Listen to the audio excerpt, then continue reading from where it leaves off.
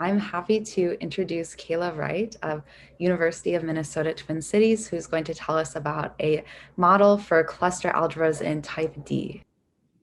Thank you, Libby.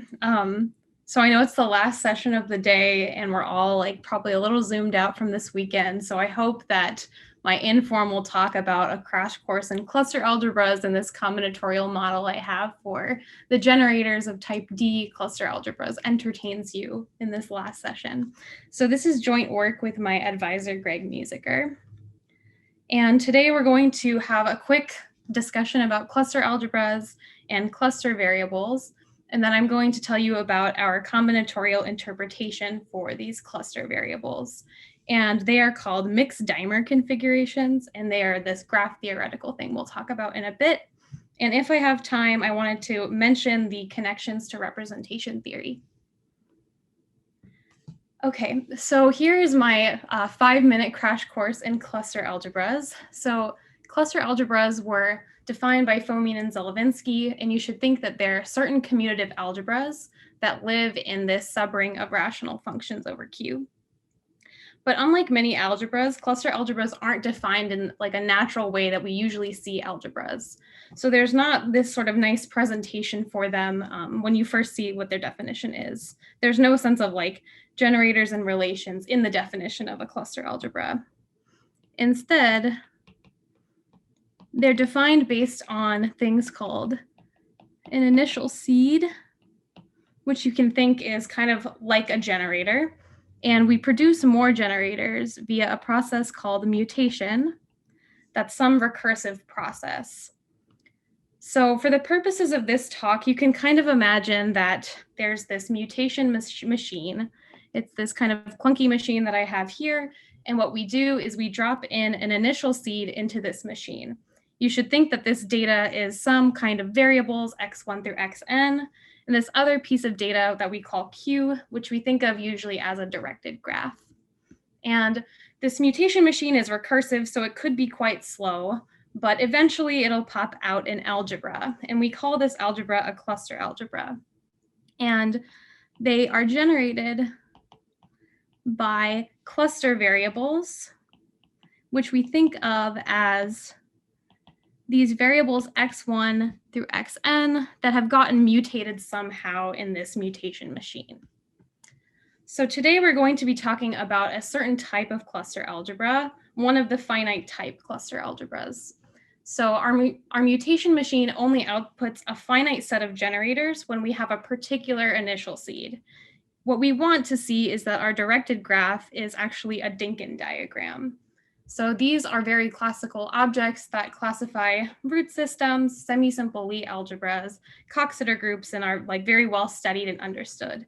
And the upshot is when we plug in these initial seeds, we get a finite set of generators. And we're going to be focusing on type D cluster algebras today. So you should think that our initial data looks like this x1 through xn and some orientation of this diagram.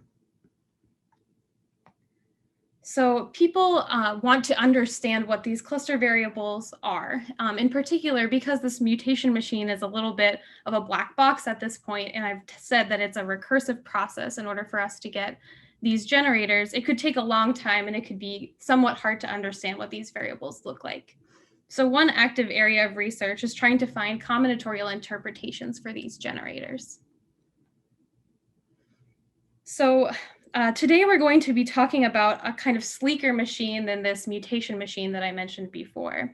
So because it could take this machine a really long time to produce all of the variables, we're going to look at a sleeker machine. In particular, this machine outputs things much faster, and it really only cares about the initial data. They don't have any recursive processes in this machine. And in particular, any cluster variable will be expressible as this product that I have here. So this is supposed to be a polynomial. It's called the F polynomial in these special variables u1 through un, and this vector on the top is called the G vector. And you should think that this is kind of our initial seed here, this x1 through xn. So we're going to be focusing on looking at a combinatorial interpretation of the F polynomial for this talk today. So just to reiterate the goal, today we're going to talk about a graph theoretic model for the F polynomial of type Dn cluster algebras. So our initial seed, again, is this x1 through xn, and then we take the second piece of data to be our Dn diagram. So now I'm going to talk about what exactly a graph theoretic model means in this goal. So there are these things called dimer configurations that you can put on graphs. They're kind of a generalization of perfect matchings. So we're trying to model a polynomial today, and each of the monomials in this polynomial is going to be given by what I call a mixed dimer configuration of some fixed graph. So in white, I have a graph on the left here. And what a single dimer configuration is just a perfect matching of a graph, if you've heard that terminology before. So you should think that this is some subset of the edges of the graph, such that each vertex is contained in exactly one edge of this set. And a double dimer configuration can be thought of as superimposing two perfect matchings on top of each other. So if we look at this perfect matching that I have up here, I've kind of copied it twice on this graph right here. And if I see, like, for example, this edge, the red is really bad. Sorry, if I see this edge here and it appears twice, I double the edge like this. And the only difference between this matching and doing that matching on this one twice is that I've exchanged these two edges on the last square for these horizontal ones. So this is an example of a double dimer configuration on a graph. And what we'll be looking at are called mixed dimer configurations. So we'll look at some piece of data that tells us exactly which tile on the graph is going to be a single dimer versus a double dimer. And so for example, I could say that I want a single dimer on this tile, a double dimer on this one, a double dimer on this one, and maybe single dimers on these last two tiles. And then from here, I want to kind of take precedent to the higher degree things. So I'm going to enumerate some double dimer on the hexagon and on the square here. And then I want to make sure that the remaining edges are single dimers, if that makes sense. So these are going to be the objects that are going to be the monomials of the F polynomial. Okay, so I wanted to give a big picture of what this model is going to be. So the F polynomial is going to be represented by a poset of mixed dimer configurations on some fixed graph. So you should think that all of these terms that I have here, when we add them together, give us the F polynomial. And there's some kind of nice way to define a minimal element of this poset and then perform some local moves on the dimers in order to produce the monomials of the F polynomial. Okay, and now we'll get into the specifics of how we define this poset. So the global data in the model consists of two pieces of information. The first is we need a Dn quiver, and we need this to be acyclic, meaning that there are no oriented cycles when we do this mutation process. So here's an example of a D7 quiver. And the second piece of information is a positive root in the Dn root system. And this is going to actually index our cluster variables. So since we ultimately wanted to come up with some expression for the cluster variables, we want to make sure that we have all of the information to actually index them. And from these two pieces of information, we're going to create the minimal element of that poset. Okay, so I'm going to define this minimal matching through an example. So here are the two pieces of data that we have, our positive root and our quiver. And we obtain this fixed graph from the quiver by essentially assigning either a hexagon or a square to tiles. So in the Dn quiver, we see there's one trivalent vertex, and that is the unique hexagon in the graph. So that corresponds to this 4. And then the rest of the tiles in this graph are going to be squares, and you attach them based on the orientation of the arrows in the quiver. So there's this nice convention. If you have a bipartite graph, you can kind of say that you want to see the white vertex on the right in order to kind of get this assignment to be well defined. So the quiver gives you the information of this fixed graph. And on this fixed graph, the mixed dimer configurations are going to live. So the data of the positive root tells us exactly which mixed dimer we're going to look at. So we're going to look at the support of the D vector, so all of the positive entries. And what we do is we look at the subgraph induced by that, and we kind of go around the boundary choosing edges like so. So here's part of my minimal element of my poset. And then there are also these presents of twos. And these twos are going to tell me which tiles I want to be double dimers. So this is the index 3, this is the index 4. So what I do is I do the same process on the graph induced by 3 and 4. So I go along the boundary, doubling the edges that I had already enumerated. And this is going to correspond to what I call M minus, which is the minimal element of the poset. So now I have to define what the cover relation of this poset is. And the idea is that we have these local transformations on the mixed dimer configuration that we call allowable flips. So I'm going to do this by an example as well. So here is my minimal matching for some Q and D. And what I want to look at is, do any of the tiles have the property that I can exchange all of the edges that are not in the mixed dimer for other edges that create the either single or double dimer that I want on a particular tile. So if I zoom in to this tile 0, it turns out that if I exchange the edges that are there for the edges that are not there, I will still get a single dimer on this tile. So I call this flipping 0. And I've copied down all of the edges that are not on the tile 0 for this new mixed dimer. And this operation will give me the other two edges in that tile. So hopefully that makes sense. And the other tile that I can flip is this hexagon. So I see there's a double dimer on this hexagon, and I can choose one of the edges, I guess, on each of these things and exchange them for the edges that aren't there. So I will then create a cycle around the hexagon 3. So it'll look like this mixed dimer configuration. So I can flip these two tiles, and this is kind of the poset relation. So if you have a sequence of these flips, it'll somehow model the monomials in the F polynomial. And the way it does that is when you flip a tile T, you get a U sub T. So we flipped 0. This will be the monomial U sub 0. And then we flipped 3. So this will be the monomial U sub 3. And one thing I haven't mentioned yet is how we would get the coefficients of these polynomials. And there's a nice formulation in terms of the mixed dimers. So if you look at the number of cycles that appear in your dimer, this will tell you about the coefficient of the polynomial. So in particular, for this example, we see that there's one cycle that occurs on the tile 3. So the formula that we found is that you'll get 2 to the number of cycles. That's the coefficient of the F polynomial. Okay.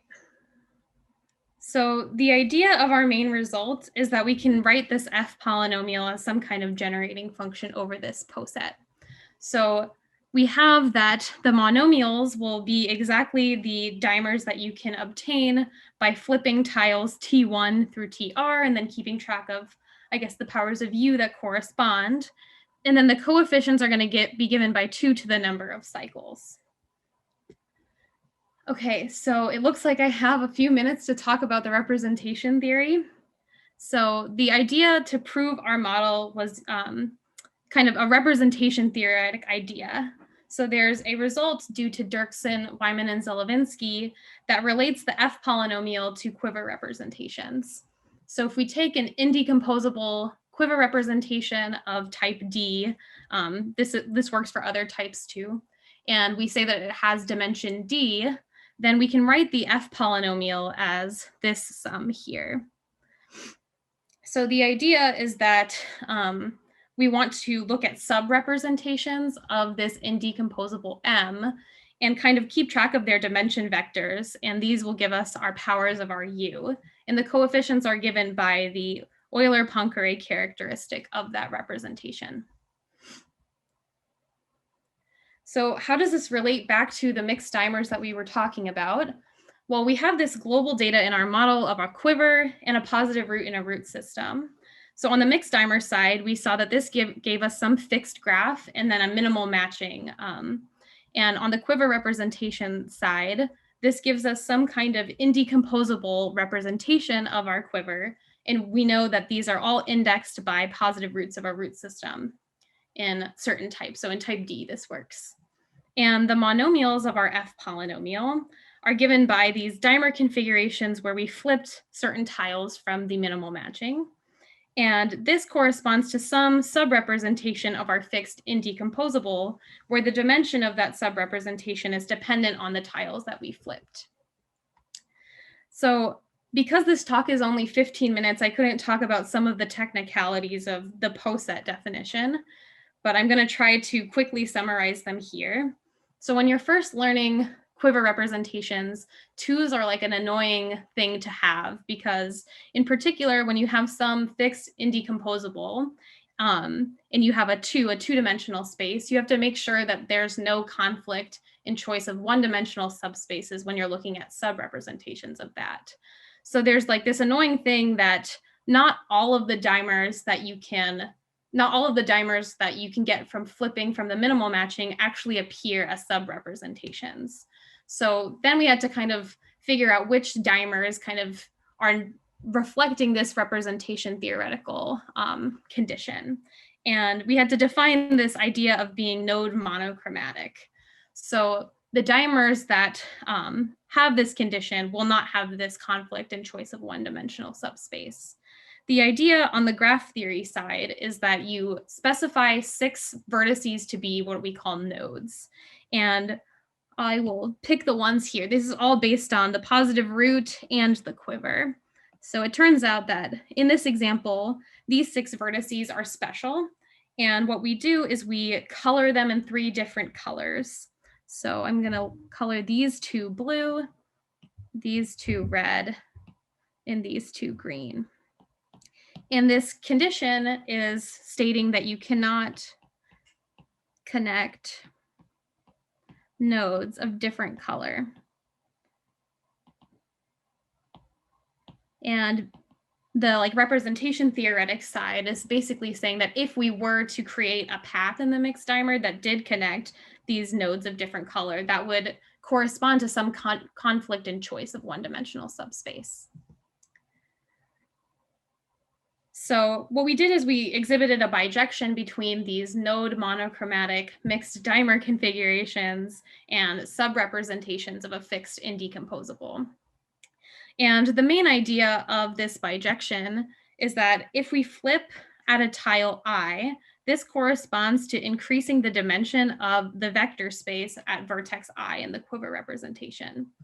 And this node monochromatic condition that I talked about on the last slide is just making sure we don't have any conflict in choice of one-dimensional space. So to summarize, cluster variables are hard to understand. This mutation machine might be a little bit clunky and tricky. So we want to come up with combinatorial models for the generators of these cluster algebras. And flipping these graphs, these mixed dimer configurations are very fun and very combinatorial. So understanding these flip posets is maybe a little bit easier than understanding these cluster variables at large. So thank you all for listening. Great, let's all thank Kayla for a fantastic talk. And maybe we have time for maybe one question if anyone has any questions for Kayla.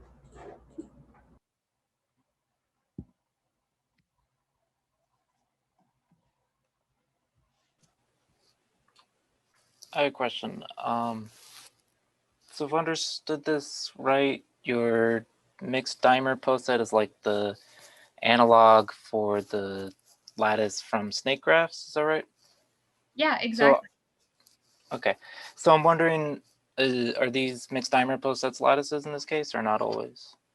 Yes, I'm actually exploring this right now. So I talked about the assumption of the quiver being acyclic, and this allows us to connect to like the quiver Grassmannian, but you don't have those same tools when you have an oriented cycle in your quiver. So what I've been trying to do, like as of last week, is try to create a nice bijection between the snake graph lattice and mine in the non-acyclic model. So I think that they're the same, but they're like, it's very weird to see that they're the same. Like they aren't graded in the same way. They don't have the same number of elements, but I have faith that they're the same. Thanks. Awesome. Well, let's thank Kayla again.